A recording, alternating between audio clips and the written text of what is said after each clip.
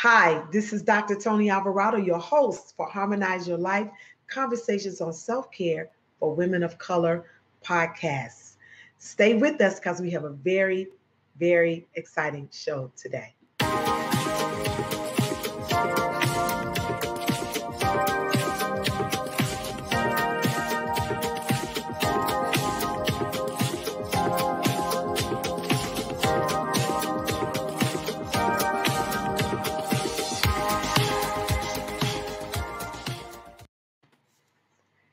All right, so let's get started. I have in the podcast studio with me today a young lady that I think you're going to really enjoy hearing her story and sharing in the conversation that we're going to have today. So Jerri B, the creative community connector is what she is known as. She is an entrepreneur, creatively engaging communities and connecting individuals to purposeful and impactful living. She is the owner of Right Start Administrative and Consulting Services, and she's also the owner of Artists of All Things Creative LLC. Jerri is an alumnus of DeKalb Neighborhood Leadership Association, and she has served as a leader and manager of various organizations and advisory boards over a span of more than 20 years. Called to ministry in her early 20s, Jerri is a licensed and ordained minister of the Christian gospel. She's served in several capacities within the church community and continues to take God with her to every platform he provides. Her most recent and pressing business pursuit is manifesting her vision of Tea Me Cafe, a place for tea connoisseurs like herself and me to sit, work, lounge, and enjoy a warm cup of their favorite beverage. Jerri holds a bachelor's degree in studio art from Georgia State University and also attended Savannah College of Art and Design, better known as SCAD. She has published 4 books, 2 of which were collaborative projects. She is known as the Creative Community Connector and facilitates workshops and trainings for business and personal development. A native of St. Louis, Missouri, Midwest. Come on, Midwest. She is currently a resident of DeKalb County, Georgia for over 20 years, and she is a mom of 6 children, 2 grands. She don't even look like she have 2 grands. 2 grands, and she is a full-time caregiver to her father. Her favorite color is lime green, and she enjoys line dancing, bowling, riding bikes, and double dutch. Yeah. Yes. Welcome, Jerri B. Thank you. Welcome. So, we have a very interesting way that we connected. Yes. So I met Jerri, y'all. I met Jerri at the 40 Plus Double Dutch Club. Jerri, some of you all know that I jumped double dutch. I just recently started.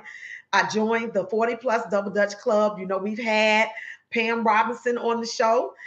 She's talked to us about the 40 Plus Double Dutch Club and what it's all about and all the work that they're doing with women 40 and up, having fun.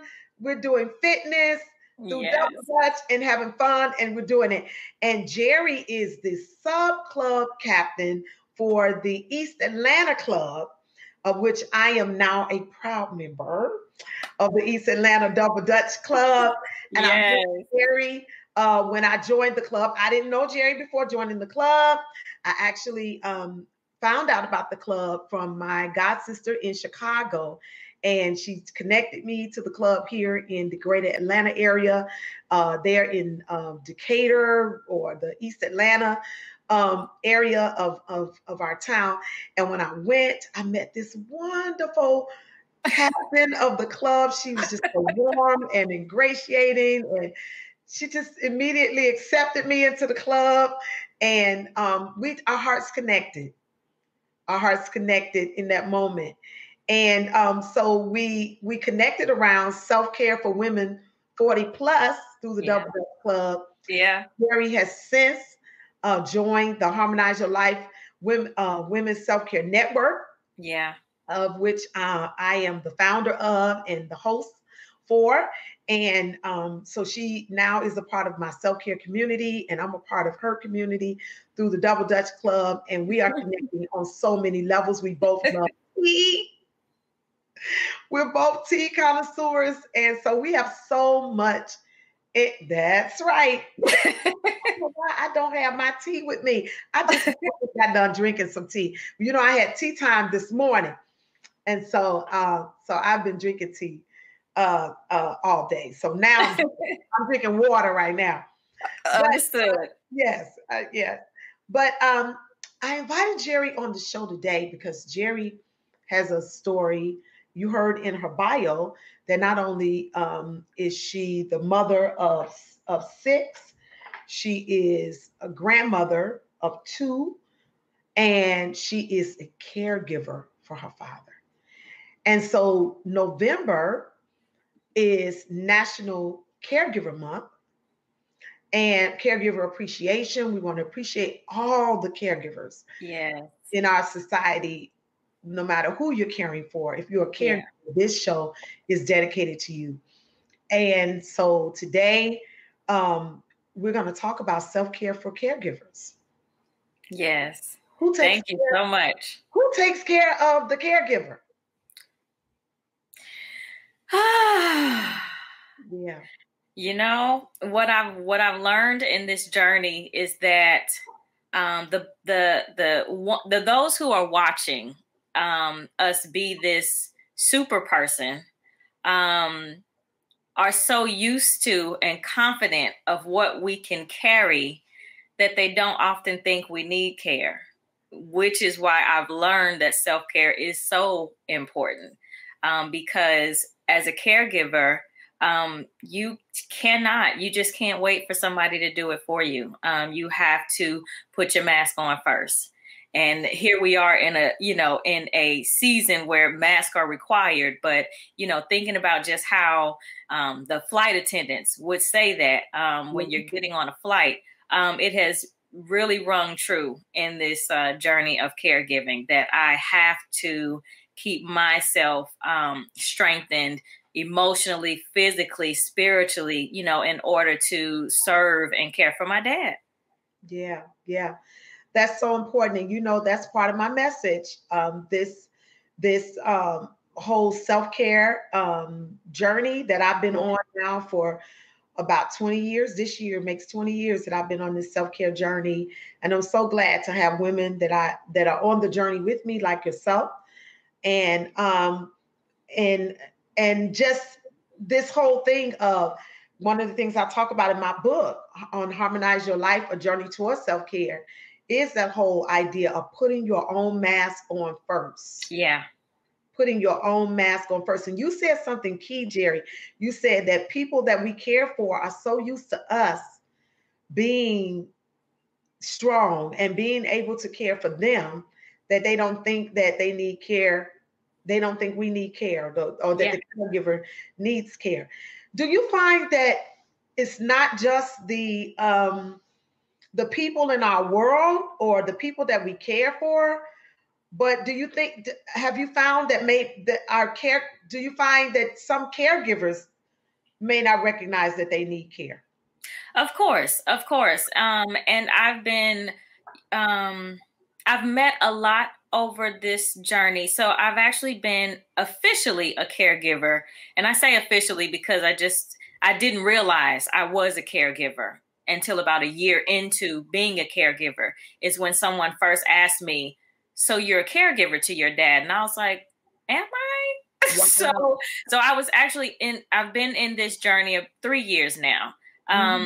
And like myself, I mean, I thought I was just doing what daughters do. When your parents need you or when their health declines, you step in and you do what needs to be done to help them feel better or take them to appointments or whatever. But it wasn't until a year in that I heard that title and had to really process it. Like, how does that fit? I didn't see myself as that. So I do think when we get into life and we're just going through the daily rigmarole, you know, of making it happen and doing what needs to be done, we don't think about that we've taken on, you know, another thing, that something else has been added to our plate.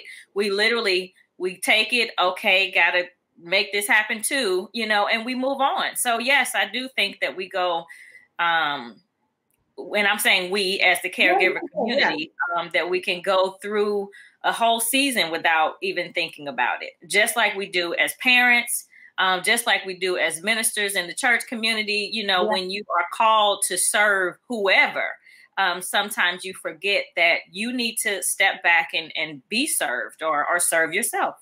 Wow. For the sake of, you know what I find? That's so good. And one of the things I find so interesting about what you're saying is that we are sometimes we're operating at a level, or we're functioning at a level that we don't even realize sometimes that we're functioning at that level. Yes. So we're just doing what we do. Yeah. And how many of us are caring for parents who are aging? I'm 57. My mom, my mother is 74, and she's had health issues for a number of years, but she's recently had health issues where she needs more help. My husband is right now. And you know what? I even think about it as you're saying it. I'm thinking about this. My husband has been going to Columbus, Ohio, twice a month since February or March to care for his mother, who's 83, who lives alone. And but I wouldn't have thought he's a caregiver. Right. For that. We're caregivers because we've been caring for mom. We're just doing what we do. I'm just being a daughter. He's just being a son. But we've added on. I mean, last year he wasn't driving to Ohio twice a month. Exactly. Yeah. But he's doing it now without even thinking about it. Yep. And we just do what we do. And so you were caring. So tell us a little bit about your journey with your dad. So we are all from St. Louis, and just over the course of the years, family have, migrated down to Atlanta. I've been down here since I was 15, and my dad was still in St. Louis, and moved down here with my mom and my siblings, finished high school here. And so I was not a part of, or my father wasn't a close part of my young adult, my older teens, young adult life. We would only really see him when we visited St. Louis. So in 2016, my grandmother, my dad's mom, passed away. And my aunts and my uncles were talking to me about, when we go up there for the services, you may need to sit down and talk to your dad about a power of attorney and just getting things in place, because they felt like he was having some short-term memory loss. And so when I went up there for the services, I didn't know how he would react to that conversation, but he was actually very agreeable, very receptive to it, and signed the power of attorney and health directive and everything. And so, I was there for the services. I actually officiated my grandmother's eulogy and funeral. And then we all stayed a couple of days and we turned around. I came back to Atlanta. The paperwork was witnessed by family members and copies were given out, and we left it at that. About 2 or 3 months later, my brother, who is 2 years younger than me, decided to have a conversation with me about wanting to relocate my dad down to Atlanta, thinking that, a change of atmosphere would be good for him and all of this. And so he was like, I may need your help every once in a while. And I was like, okay, just as long as it's every once in a while, because I was still rearing children at the time. I still had 4 children at the house. And so it was really my brother's decision to relocate my dad. And so that he relocated April 2016. I think my brother may have held the reins on caregiving and tending to my dad. And he was in good health overall, just really needed to watch him with the short-term memory loss for about 6 months or so. And then I started getting phone calls. My father is a Air Force veteran. And so somehow the VA got my number and I started getting the calls and needing to speak to doctors and everything. And so 2017, it kind of took a turn for the worse as far as his memory loss. He was actually diagnosed with dementia. Okay. And my father is rather young. I mean, at the time he was 65. And so he was diagnosed with dementia. I had to find a personal care home for him to stay in so that they would make sure that he was getting his meds and meals regularly. Mm-hmm. And then within not even a year, I was at church Sunday morning, Easter Sunday in 2018. And I got a call from the personal care home that my dad had had a seizure, which he had been seizure prone most of my adult life. He had had an aneurysm years ago. So we knew that he was on a seizure med and, you know, had seizures here and there, but I didn't, you know, really think anything of it. I'm just thinking they're sending me an FYI. But they said, we've called the ambulance. And that's when the red flag went off, like, okay, how bad was the seizure? So I left service. I went to the emergency room where they were taking him. And it was a mild seizure. It had really affected him as far as his right side was down and he couldn't verbalize. His eyes were glazed over. It was just really, really bad. And I remember taking a video just to kind of capture it and sent it off to my two sisters are in Tampa. So I was just trying to pull at everybody, like, what is this? I've never seen a seizure like this. And so the doctors at the time couldn't say much, but when they did run their scans and everything, they saw that his brain was still seizing, which is why he wasn't really coming to or being able to say anything. Mm-hmm. So we spent about 2 weeks in the hospital, and they were what they call cocktailing, mixing different seizure meds, trying to find the right mix that would subside or slow his seizures down, stop his seizures without totally sedating him. Okay.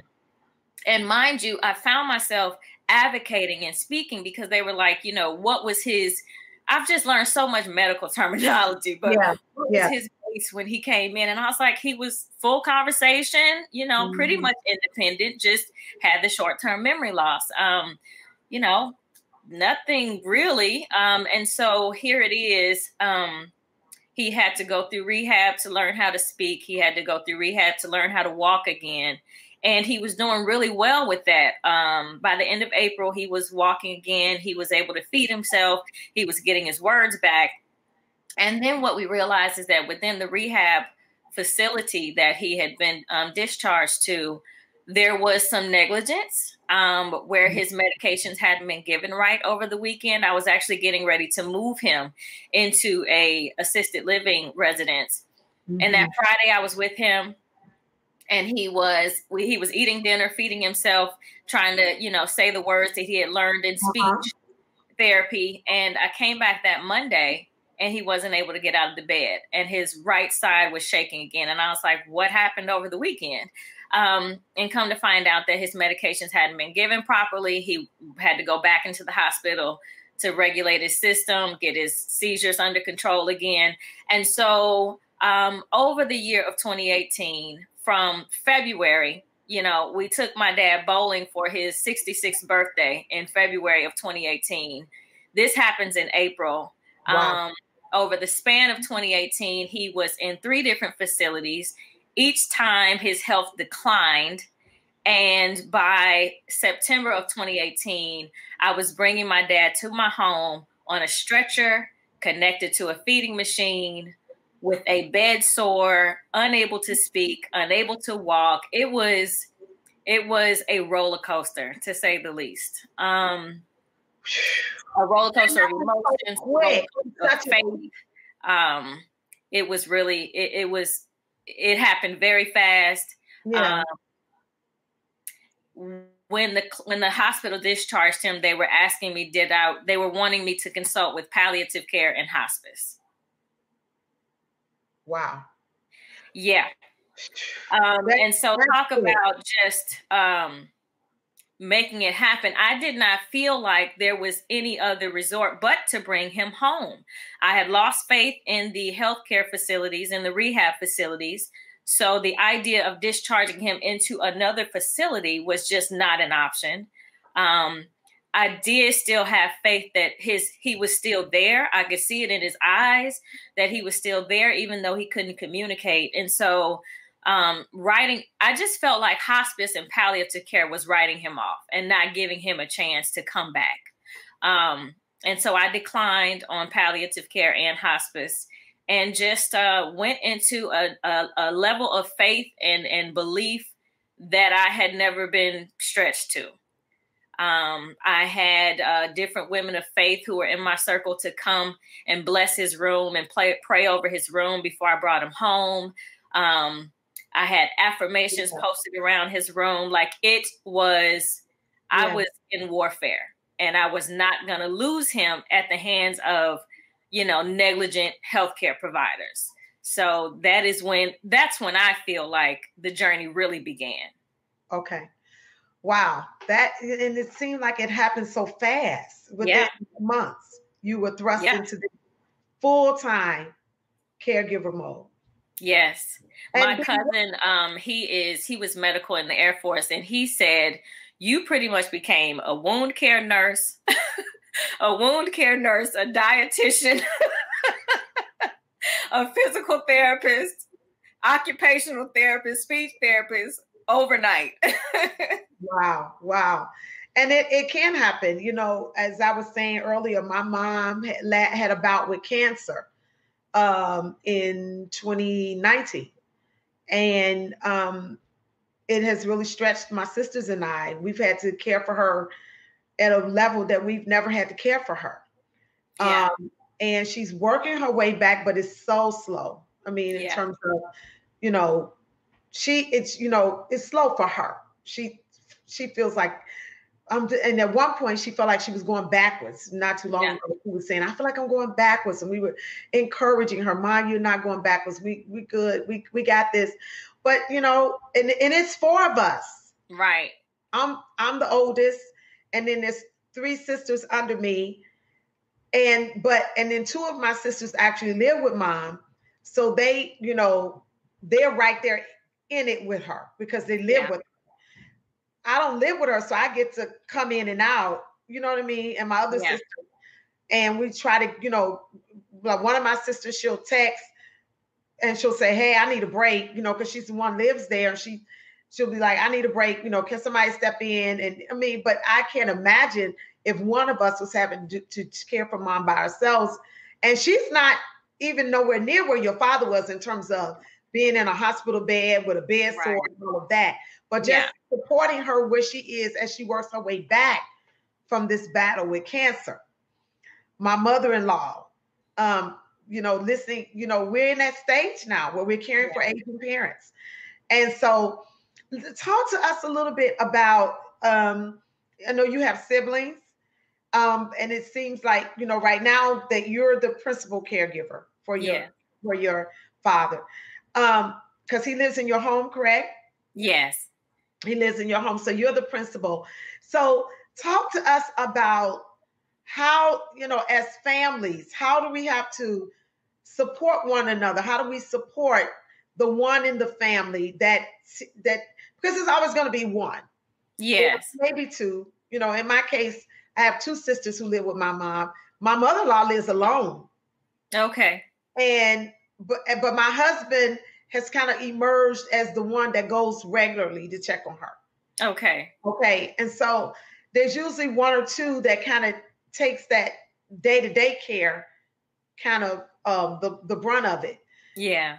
How can we as other family members support the one that tends to be the main caregiver? So,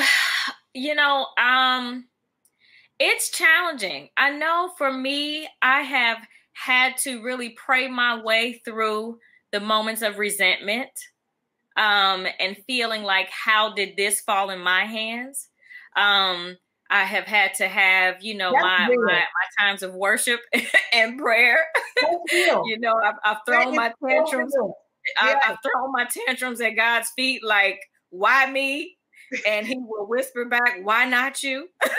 So I've definitely had my tantrums, Wow. and I've had my moments of grieving and feeling like I had to stop a lot of things to adjust and make this fit.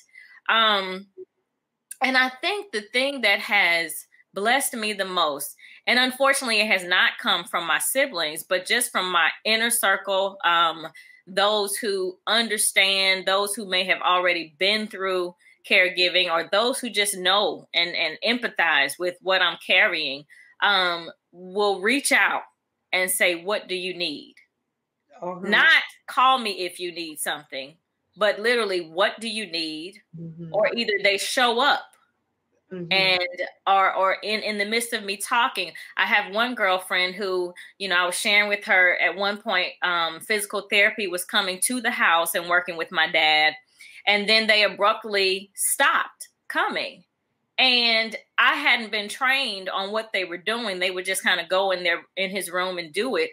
And so when it stopped so abruptly, I called, reached out to one of my girlfriends, just kind of venting, in my frustration about, gosh, I just can't keep up with how things change and what insurance will cover and how many visits and all this type of stuff. And she just, she said, what day can I come? She was like, if you just show me some things that'll help him, I'll come. And I'm going to try not to get emotional, but she literally dedicated her Saturday mornings, just like 45 minutes to an hour for about 3 months.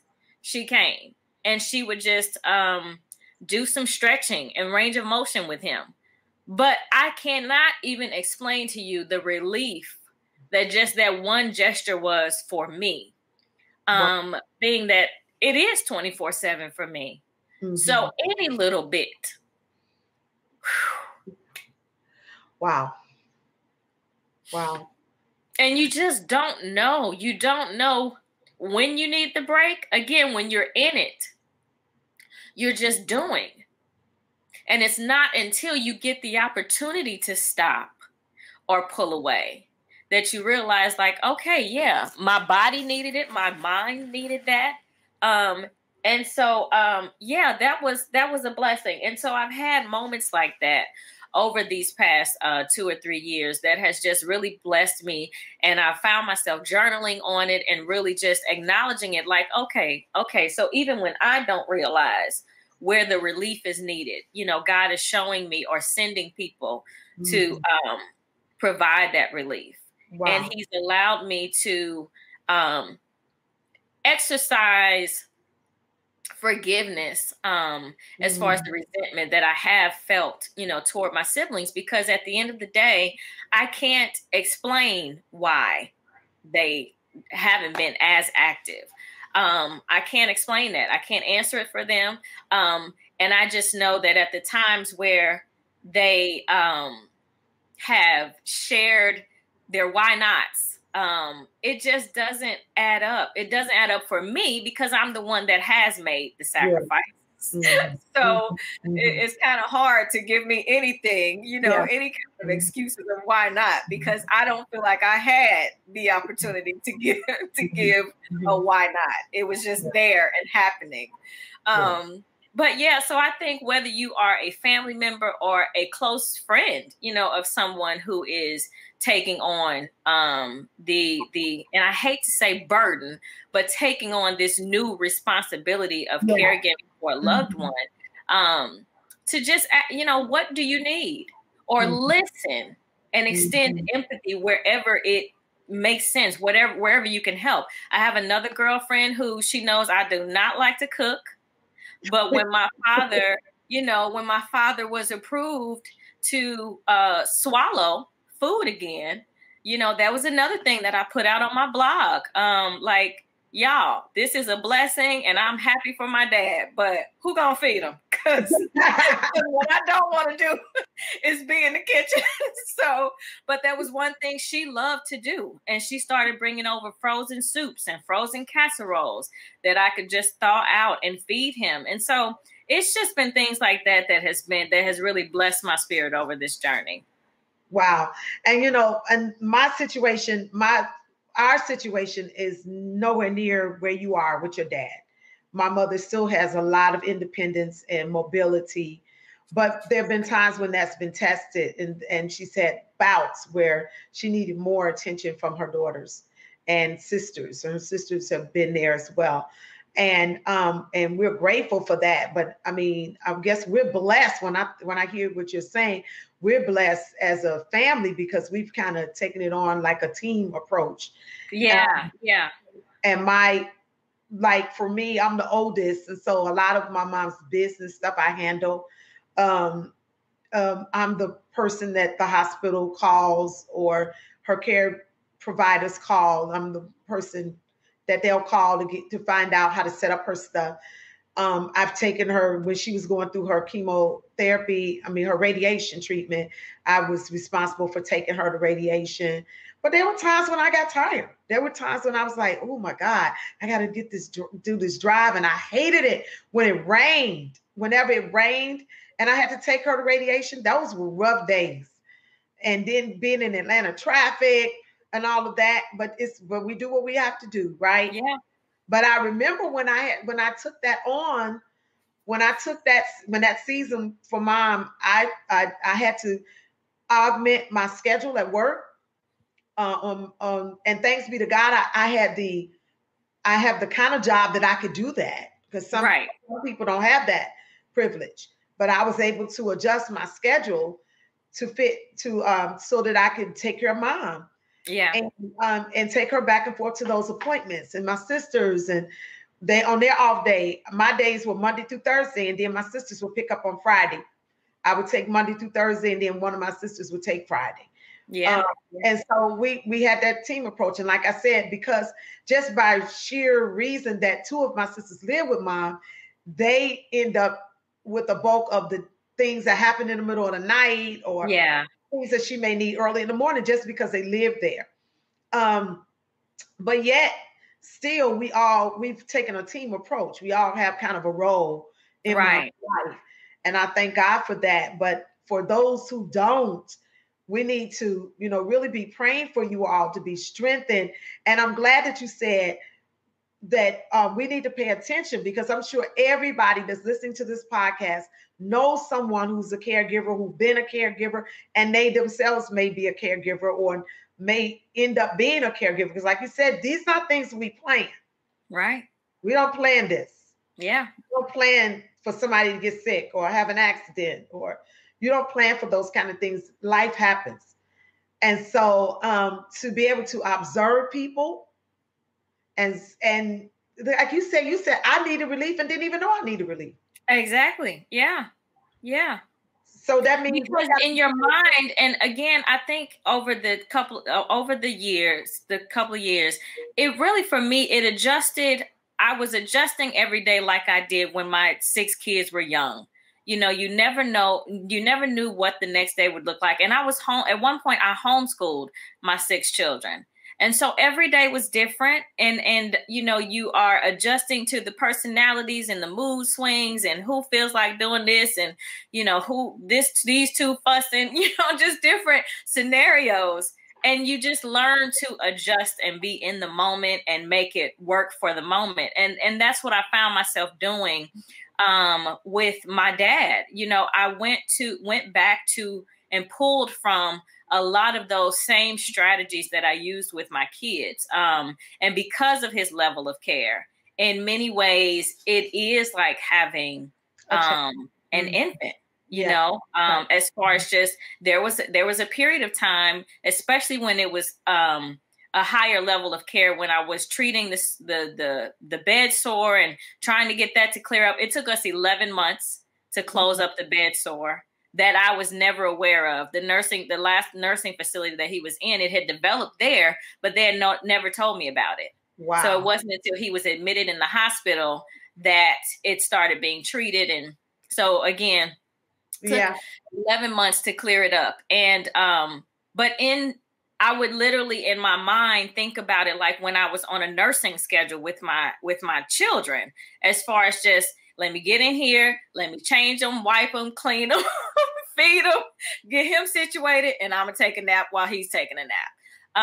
And so it was really, I had to mentally, I was in self-preservation mode. I was in self-survival mode. And again, I'm juggling children. I still had children who were, now luckily this all happened as my kids were hitting their teen years. Okay. And so that made it a little bit easier because, no one needed me daily. I didn't have to stand over my children, but still just having to do the motherhood piece at the same time with taking this on. So it's a constant every season. I feel like every 2 or 3 months we are shifting because of just things changing in life, whether it's the dynamic of, my children. This year I have a senior in high school and a freshman in high school, virtual learning, which, they've done homeschool. So that works. But this has probably been the smoothest transition coming into this school year because we don't have to leave and drop off and pick up and all of that. So, the pandemic has been a little bit of a blessing for me. I can only imagine. And listen, just because they're not small children, I have 3 young adults. And I remember when all of my children are 15 months apart. So I had 3 kids under the age of 3 at one point, right? But when they become teenagers and young adults, they still need you. Yes. They just need you in a different way. And they need you in a different way, and they need you on demand. Right. Because it is, these moments where, they cannot figure it out. It's like, Mom, and whether they walk into my dad's room, I may be changing him or anything. And it's just like, Mom. And it's like, okay, let me switch hats. Yes. Can I finish what I'm doing? But yeah, so it's just this, automatic, like, stop what you're doing. I need you now. Whether it comes through text message, phone call, video message, or they just walk and find me wherever I am in the house. It is a different kind of mothering. It is. Somebody said when they're little, they're on your lap. And when they're older, they're on your heart. So listen, we talked about support from family members, but you're also a part of a support group. Yes. You are a part of the Daughterhood Circle. Yes. And so again, just looking at making that adjustment, bringing my dad home. I brought him home September 2018. And by November, going into the holidays, I really saw where I needed to speak to another caregiver. I realized that I did not want to burden my girlfriends, my family, as far as my children and my spouse. I didn't want to burden them with that being my only conversation of, that feed machine came loose again last night and I need to figure out another way to flush it out and make it stay connected. Okay, well, they can't really, that's not a conversation they can have or help me with. And so I really felt the need to find a circle of caregivers that I could speak, who spoke the same language and could understand this life that I had taken on. And so, faithful Facebook, I did a search for caregiver support. And there was a lot of different groups that popped up.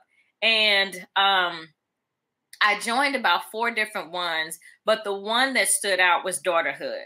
And of course, I'm a daughter, and so I had never even seen the word daughterhood, but it just really resonated like, whew, So when I read about it, and knowing that it was literally daughters, women who had taken on, whether it was a mother or their father, and were caregivers, it just really spoke to me and resonated. I liked the fact that they met in person monthly. Some of the other caregiver support groups that I'm a part of are just virtual. They're nationwide, they're worldwide, but it's just virtual where people post and, they kind of use the groups to vent and say, oh, Mom did this last night, or, that type thing. And some of them are also mixed where you have caregivers who are professional caregivers being paid to take care of someone, and family caregivers. So I've learned the difference in all of that, the different terminology and the different roles that are out there. And so daughterhood just really fit better for the dynamic that I was looking for. So we meet once a month. And of course, we give each other time to just share about what's going on now. But then we encourage each other as well, as far as, problem solving and troubleshooting. And maybe if you try this, giving suggestions. And then the coordinator or the group coordinator, because daughterhood is also nationwide. And so they have subgroups similar to the Double Dutch Club. And so the coordinator for the one that I participate in Northeast Atlanta, she also has been trained as a resource coordinator. And so she brings resources, or she'll have people speak and share information about like estate planning and elder senior attorneys. I didn't even realize that there was a different set of laws for elderly and seniors, but there is. And there are attorneys who specialize in it. And so it's been very resourceful in that aspect of just enlightening me on things that I would have never thought about. Wow. That's good. And I'm glad that you mentioned, I'm putting it on the screen here. I'm putting it on on the screen, the Daughterhood Circle and daughterhood.org. You can find the circle at daughterhood.org for those of you that are listening, or if you're on YouTube watching, you can see there the website for this support group. And it's important, as you can hear, the importance of having support, not just in our family and in our friend group, but even with people who are actually going through what we're going through as caregivers. Yeah. And I like the fact that you drilled down. You didn't just find a support group, but you found one that was for daughters. You found one that, that for people who were caring for parents, which is what you're doing. And women, of course, being daughters, women, and you're connecting with other women who sometimes our issues may be a little different just by the mere fact that we're daughters and we're women. So, so I appreciate that. So it's important for caregivers to have support. It's important for all of us to have support, you know, and just be able to speak a common language. Mm-hmm. You know, when we talk about community, that's what it is, a common unity. What makes what's the glue? And so in the caregiver community, it's the language. There is a language, the medical language, the healthcare terminology, insurance, and all of these different things that you can't, my girlfriends aren't dealing with that, so that's not really something I could talk about it. They would let me talk about it and vent about it if I needed to. But as far as a contribution to the conversation or a suggestion, it would be more of, well, maybe this, maybe we can look this up, they would try to be as helpful as possible.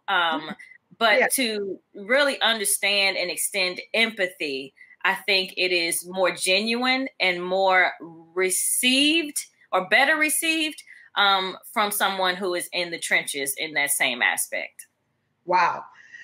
Whew, this has been a really good conversation. I appreciate your transparency, your candidness, and just talking about what you've gone through, your realness, and talking about the anger, the frustration, the resentment that comes with caregiving, and what we need to do to care for ourselves as caregivers. I want you to know, if you're listening to this podcast audio, or you're watching us on YouTube, I want you to know that these are some of the conversations that we're having on the Harmonize Your Life conversations on self-care for women of color podcast. God gave me this vision to bring these conversations to our community, particularly communities of color, and particularly for women, because we carry a lot. We carry a lot in our families. We carry a lot in the community, in the church. Everywhere we go, we carry a lot, but we need to take care of ourselves. And so that's part of what we do here in this podcast. I also want you to know you can find this podcast on Apple Podcasts, Google Podcasts, Spotify. We're also on the Light ATL, which is an internet radio show. You can listen to us there.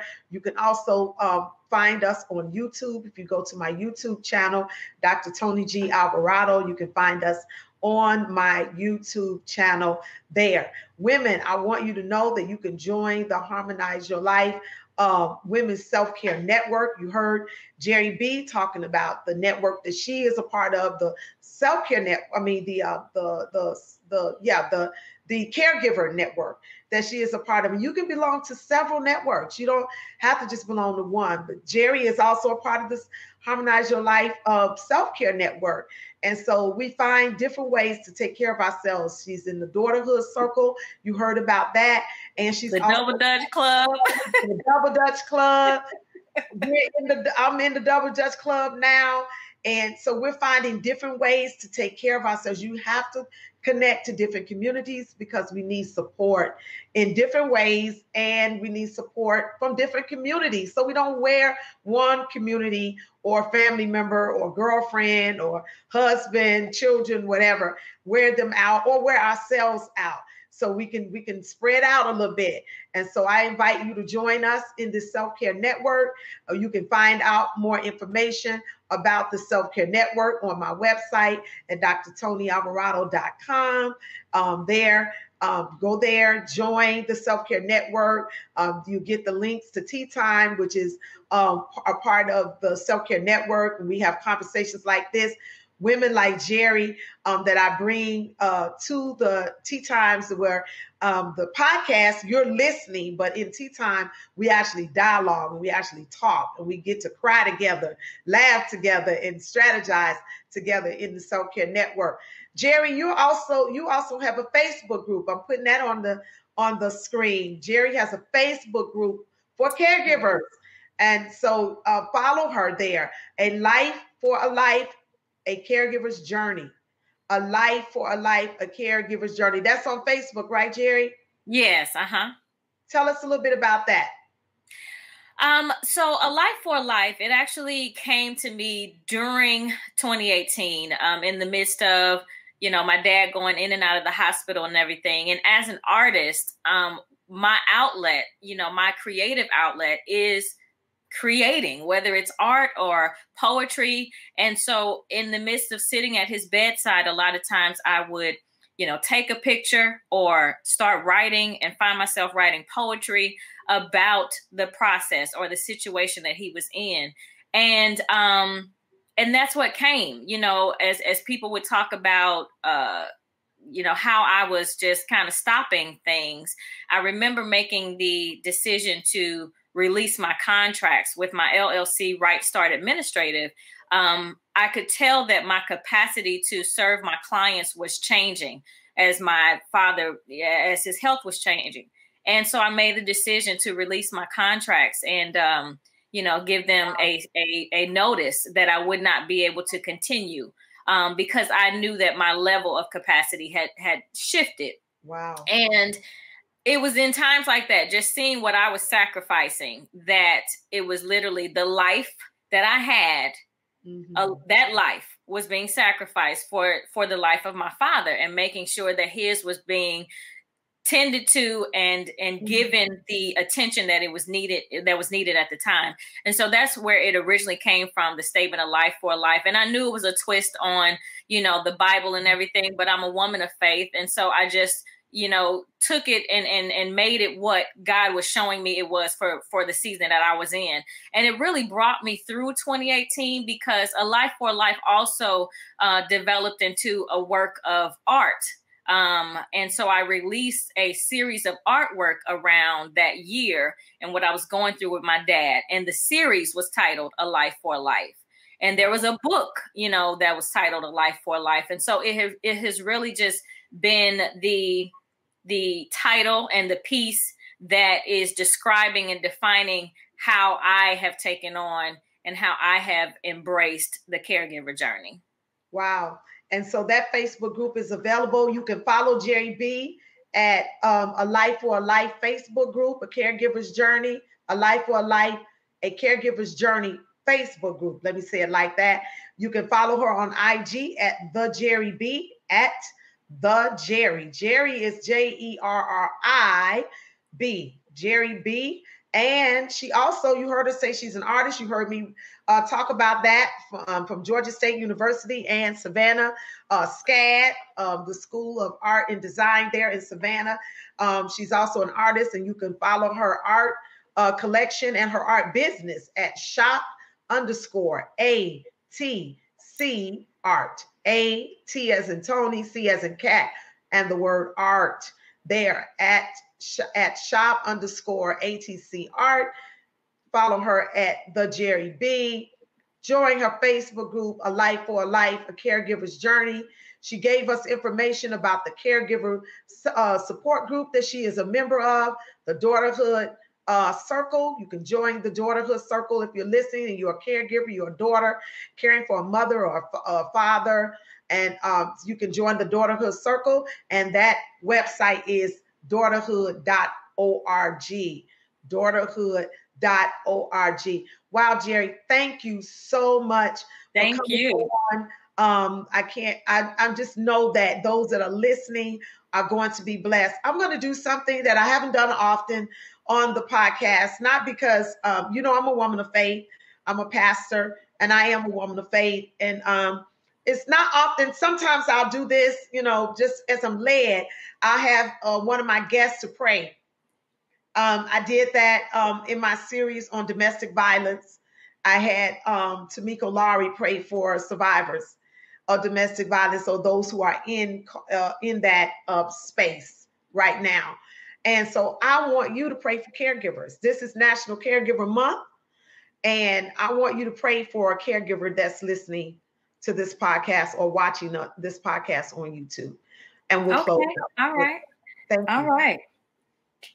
Well, God, we thank you. We thank you for the opportunity to come and be a part of what you're doing in the world right now, what you're doing in our respective communities and our families.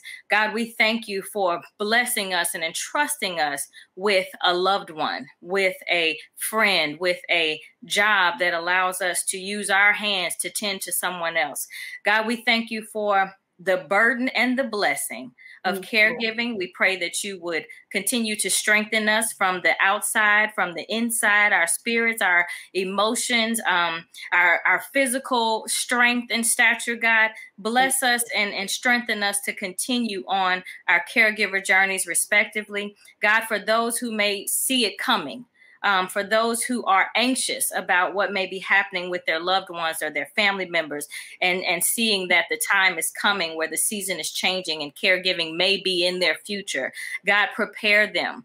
Send them the resources from the north, south, east, and the west, and allow them to be more than prepared as the season changes. God, we thank you that as this podcast goes out, that you would relieve the burden of those who are deep in the trenches of caregiving, God. Lay them on someone else's heart to reach out to them and give them a chance to step away. We thank you, Lord, for having the angels to cross our paths as caregivers that would extend and exercise empathy toward our situation and bless us with time to step away, or a meal for our loved one, or a meal for ourselves. God, we thank you that we don't know where it's coming from. We pray that in the midst of feeling like we have been dismissed or neglected or left alone to take on this caregiving journey, we pray, Lord, that you would help us with our own resent and our frustration and our anger. God, remind us of who we are. Remind us of the healing that you've placed in our hands. Remind us of the strength that you've given us and what you've entrusted us with to take care of someone else. It is a blessing and it is an appointment that you have given us, God. So let us see the divine call that you've placed on our lives as caregivers, that we would be thankful for the opportunity and take it seriously. God, help us in our times of just being tired and weary and wanting to step away or walk away. Help us, God, to find our strength. Help us to be restored in you. Send someone across our paths to send us a word of encouragement, to pray for us, to lift us up even Yes. when we don't know. We thank you for the intercessors that you drop and that you put on our, that you put us on their hearts to Yes. intercede for us. So we thank you, Lord, that even in the midst of feeling like we can't go any farther, you strengthen us. Yeah. Thank you for being our help and our comforter and the healer. We thank you for defying the odds and the reports of the doctors. We thank you for doing only what you can do as far as restoring our family members and blessing our family members with healing and restoration in their bodies and reconciliation in their spirits. So we thank you that even as we go in this caregiver journey, Lord, that you would help us to be reconciled in our spirits and help our loved ones to be reconciled in their spirits, God, that we would know for sure and have a blessed assurance of whose we are and from where our strength comes from. So we give you praise, we give you honor for this day and all the days to come. Amen, amen, amen.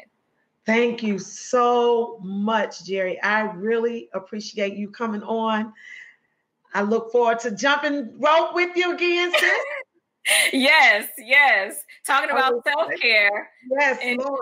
Join us for Double Dutch, because that is one place where we take off all the hats. There are no titles. There are no roles. We are just out there to play. What did you call it? You called it play therapy? Play therapy. I call it play therapy. I'm not Dr. Toni. I'm not Pastor Toni. I'm just Toni on the from back Chicago. From Chicago, from the south side of Chicago, with my age on my back, 57. So, and I love jumping, and I'm so glad that you talk about angels connecting people. I believe that God connected us divinely through Double Dutch, but for much bigger purpose. And so I thank you for being a part of the Harmonize Your Life Self-Care Network and for blessing our podcast community. Yes, thank you. Thank you so much. And have a blessed caregiver month. Thank you. This month is dedicated to all caregivers. And I thank you for being a symbol of what God is doing in the life. And if I can just say that, Dr. Toni, yes, to those who do find themselves, or even after watching this, feel like you are a caregiver yourself, do a Google search of National Family Caregiver Month and see what's going on in your area. Of course, there may be a lot of virtual events happening, but treat yourself to one of those events. A lot of times they do giveaways. It's all about appreciating the caregiver and providing resources and everything. So there'll be things going on all throughout the month of November for family caregivers. So, treat yourself. Don't wait for anybody to invite you. Get on Google, find some of those events, and really enjoy yourself for the month of November. You hear that, caregivers? Treat yourself. And I also want to give a challenge to those of us who are supporting caregivers, who know someone who's a caregiver. Take this month to appreciate them. Thank them. Send them a text. Send them a card. Just send them something. It doesn't have to be anything big. You can Cash App them something. Lunch on me. Dinner on me. Here's for gas. Whatever. Do something nice for a caregiver in National Family Caregiver Month. Thank you again, Jerri. Be blessed. Thank you.